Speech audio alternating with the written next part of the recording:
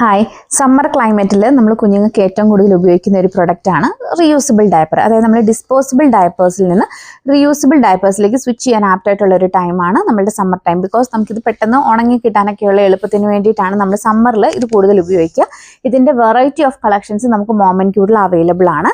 ഇത് വരുന്നത് ഇങ്ങനെ ഒരു ഡയപ്പർ പോക്കറ്റോടുകൂടിയാണ്. പോക്കറ്റിനകത്ത് ഒരു ഇൻസേർട്ടഡ് ഉണ്ടാവും. അപ്പോൾ ഈ ഇൻസേർട്ട്സ് നമുക്ക് സ്പെയർ അവൈലബിൾ ആണ്. അത് നമുക്ക് മാറ്റി മാറ്റി ഉപയോഗിക്കാം. ഇത് വാഷ് ചെയ്യുമ്പോഴും കെയർ ചെയ്യുമ്പോഴും നമ്മൾ ശ്രദ്ധിക്കേണ്ട കുറച്ച് കാര്യമുണ്ട്. നമ്മൾ ഫസ്റ്റ് യൂസിന് മുന്നേ ഇത് വാങ്ങി ഒരു മൈൽഡ് ഹോട്ട് വാട്ടറിൽ വാഷ് ചെയ്തെടുക്കുക. അത് ഇതിൻ്റെ അബ്സോർബൻസി കൂട്ടാൻ വേണ്ടിയിട്ട് സഹായിക്കുന്നതായിരിക്കും. അതുപോലെ ഇത് വാഷ് ചെയ്യുമ്പോൾ യൂസ് ചെയ്തിട്ട് വാഷ് ചെയ്യുന്നത് മൈൽഡ് ഡിറ്റർജൻറ്റിൽ മാത്രം വാഷ് ചെയ്യാൻ പ്രത്യേകം ശ്രദ്ധിക്കുക. കഴിവതും ബേബി ഡിറ്റർജൻസിൽ വാഷ് ചെയ്തെടുക്കുക. ഹാർഡായിട്ടുള്ള ഡിറ്റർജൻസോ അല്ലെങ്കിൽ ചില പേരൻസ് പറയാറുണ്ട് ഇതിൻ്റെ കറ കളയാൻ വേണ്ടിയിട്ട് ഹാർഷ് ആയിട്ടുള്ള ഡിറ്റർജൻറ്റിലൊക്കെ വാഷ് ചെയ്യാമോ എന്നൊക്കെ ചോദിക്കാറുണ്ട്. അങ്ങനെയൊന്നും ചെയ്യരുത്.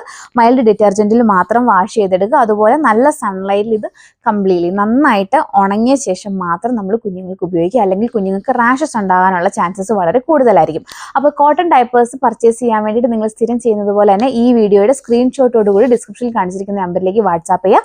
നമ്മുടെ റീറ്റെയിൽ ഔട്ട്ലെറ്റിൽ ഇത് അവൈലബിൾ ആയിരിക്കും.